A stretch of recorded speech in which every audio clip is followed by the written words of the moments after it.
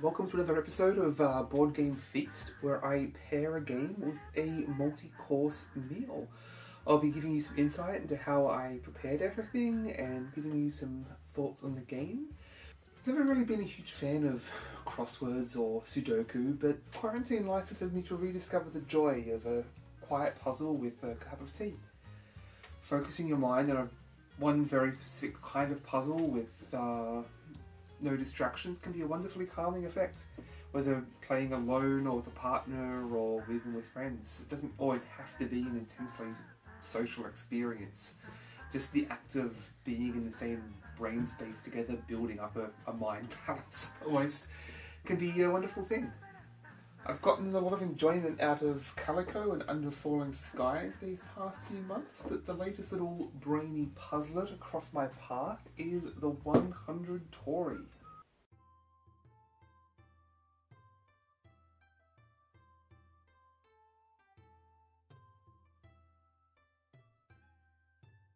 Before we get to the game, let's swing by the kitchen. Now, since you spend most of your time in the 100 Torii walking through a Japanese garden, the theme of this meal will be a walking Japanese feast that you can snack on while you stroll through the garden. We'll start off simple with some light but filling onigiri, filled with baked salted salmon.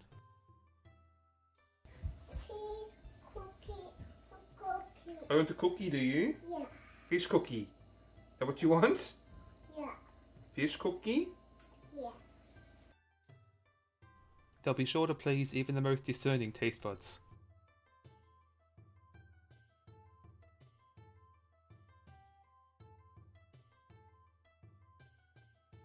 Now for a challenge, I decided to try my hand at homemade mochi, one of my favourite snacks.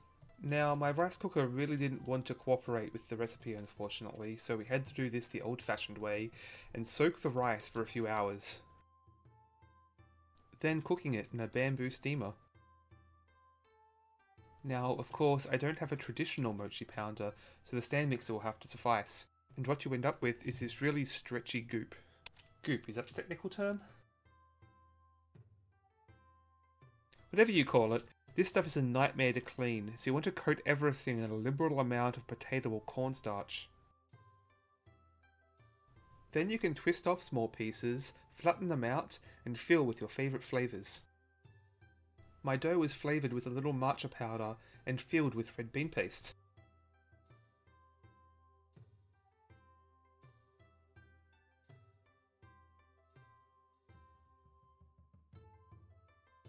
Now I know what you're all thinking, hurry up and get to the cake.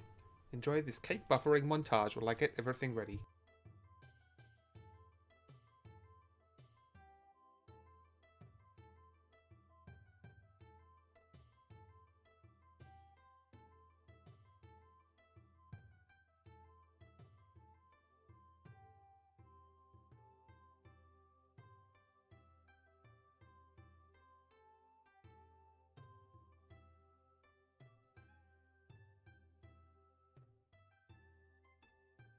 Phew, okay, time for a quick tea break. It just so happens I found this cherry blossom tea that I'd completely forgotten we have.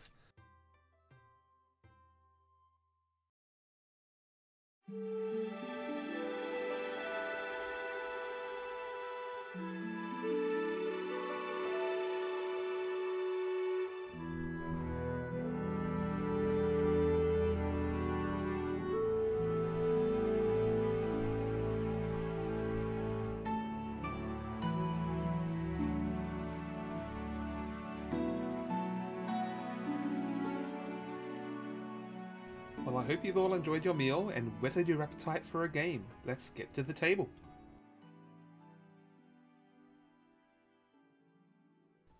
The 100 Torii is a tile laying game for 1 to 4 players.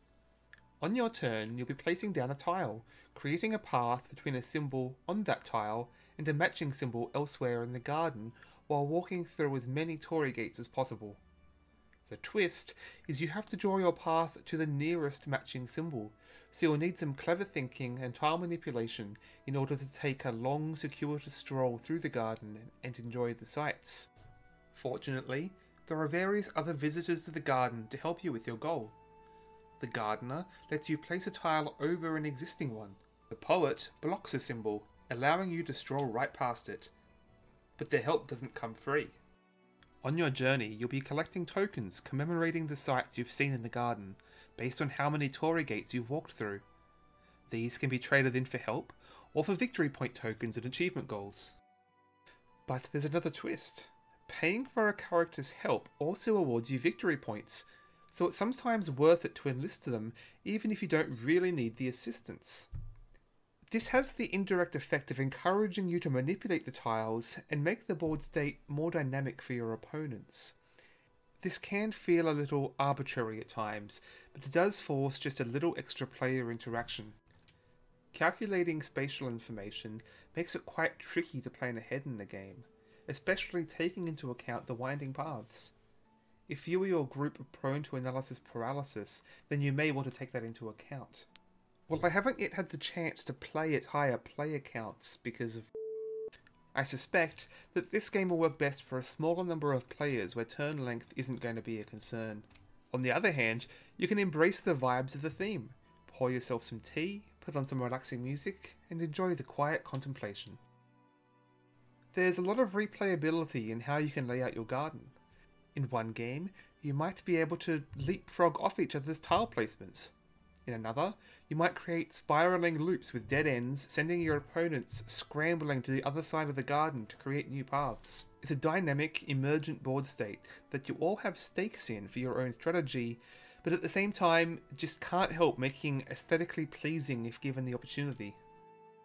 Speaking of aesthetically pleasing, the entire game is lovingly produced. The artwork is beautiful, as you'd expect from Vincent Dutrait, and they take every opportunity to show it off in the components. If anything, the number of tokens and counters might be a bit over the top for such an otherwise elegant game. You will need more table space here than most other tile laying games.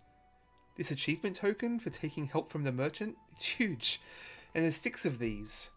But when your game looks this good, you can't begrudge a little extravagance. Even the rulebook is a lovely production. Helpful rules samples, a box packing guide, and historical notes including academic references. The armchair historian in me was pleasantly surprised by the attention to detail. The game also includes a solo mode, and it's a tricky affair.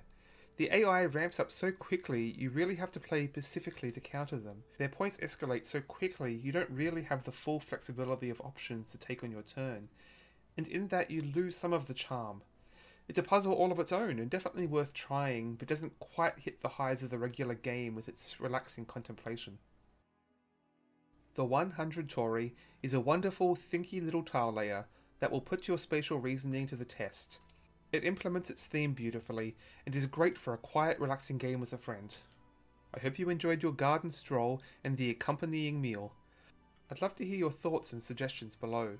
This is a new and growing channel still finding its footing, but we love experimenting with new and exciting ways of celebrating where food and games intersect. Thanks for watching, and don't forget to feed the meeple. Now, I've never really been a big fan of crosswords or Sudoku or similar puzzles, but quarantine life has led me to rediscover the joy of a nice quiet game with a cup of tea. Mort, oh my god. Mort, the dinner is already in your bowl. Hello. Say hello, Mort.